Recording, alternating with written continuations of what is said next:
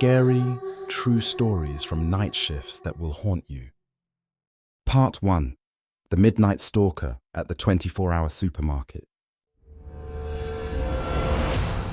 It was a typical quiet night at the 24-hour supermarket. Emily had worked plenty of late shifts before, and she knew exactly what to expect.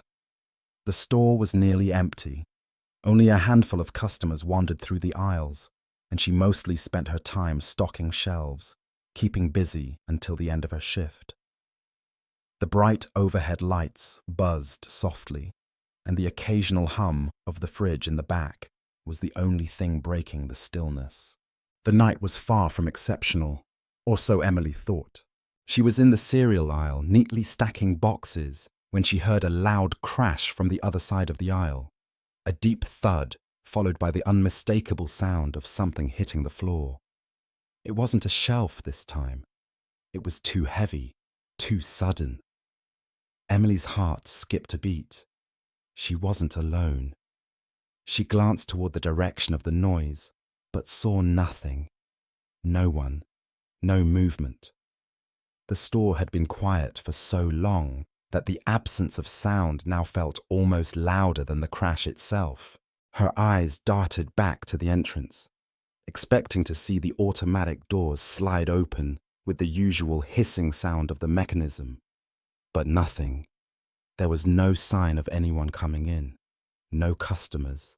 No delivery people. Just the soft shuffle of her own footsteps as she walked toward the end of the aisle, toward the disturbance. As she neared the aisle's edge, her breath caught in her throat. There, at the very end of the aisle, stood a man. His figure was still and rigid, his gaze fixed on her with an unsettling intensity. Emily paused, not sure if he had been there all along, or if he had somehow appeared without her noticing.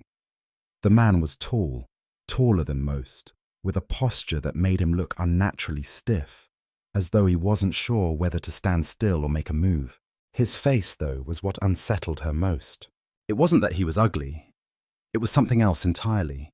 His features were off, just enough to make him look like something from a dream, or worse, a nightmare.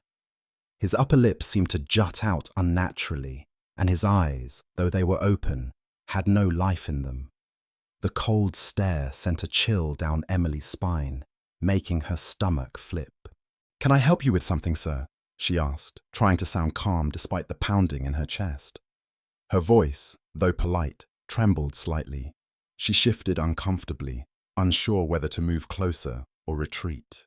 The man blinked slowly, almost as though processing her question, and for a moment, Emily thought he might not respond at all. Finally, he spoke, his voice soft, almost too quiet for her to hear. "I just need to find the eggs," he said, his words slow and deliberate, as though he had to think about each one before speaking it. Emily felt a flicker of relief. She could handle this. It was just a customer. Still, something about the way he said it felt off. The words were too precise, as though they were rehearsed. She forced a smile, trying to push the unease from her mind. "Aisle 4, she said, pointing in the general direction, "back there near the dairy section." She turned away, expecting him to leave, but he didn't. He simply stood there, watching her. Emily could feel his gaze burning into her back. The hair on the back of her neck stood on end. Trying to shake the unease, she returned to stocking the shelves, but her focus kept drifting back to him. Was he still standing there? Was he just staring? She couldn't tell. The store seemed so large, and yet everything felt too quiet. The silence in the air was suffocating. Just as she placed the last box on the shelf, she turned to grab the cart, and that's when it happened. The man was standing at the edge of her aisle again, but this time closer. Far too close for comfort. Without a word, he moved toward her, his footsteps heavy and deliberate. Emily's heart raced. She wasn't sure what to do. She was alone, and it was late. Almost no one else was in the store. Her mind raced, but she couldn't think of anything other than how quickly he was closing the distance between them. "Are you Are you okay? She asked hesitantly, the words barely leaving her lips before the man spoke again, his voice low and almost hypnotic. Do you go to parties? He asked, his tone oddly casual. It caught Emily off guard. What kind of question was that? She took a step back, trying to put some distance between them. No, I don't, she replied, a little too quickly. She wasn't sure why, but his questions were starting to feel invasive. I just work here. Just stocking. The man didn't seem to care.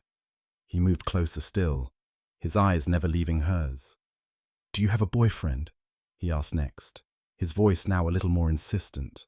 Emily was starting to feel the weight of his presence more than ever. No, I don't, she said, her voice wavering as she stepped back again, desperately trying to find an excuse to walk away. She turned to grab the cart, but before she could even reach it, the man was right in front of her. I didn't ask if you had a boyfriend, he said, his voice cold and flat.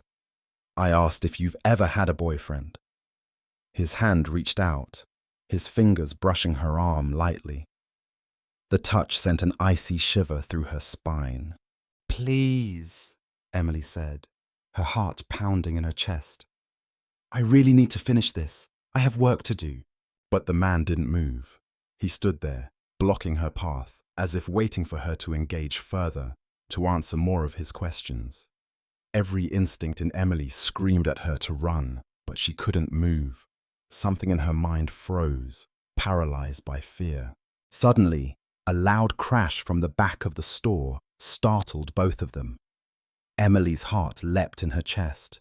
She took her chance and grabbed the cart, quickly pushing it past him. Without looking back, she darted down the aisle toward the storage room.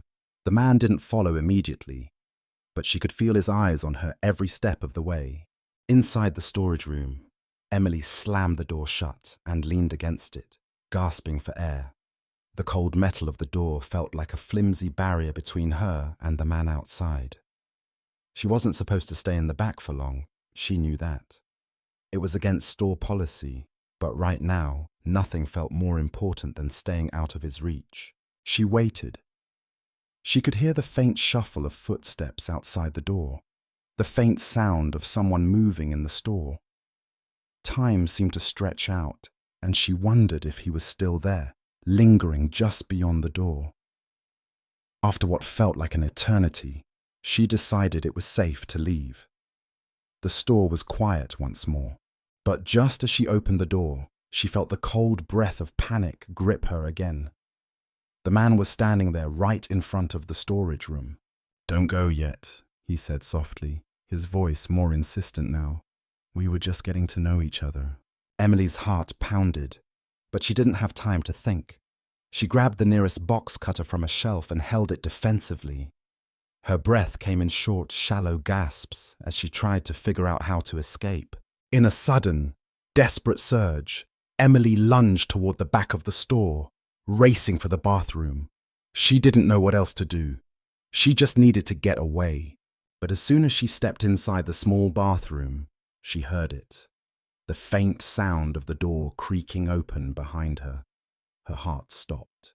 She quickly locked the door and crouched down, praying that he hadn't followed her in. Her pulse thundered in her ears as she waited, barely daring to breathe. A cold chill washed over her as she stared at the floor, her fingers tightening around the box cutter.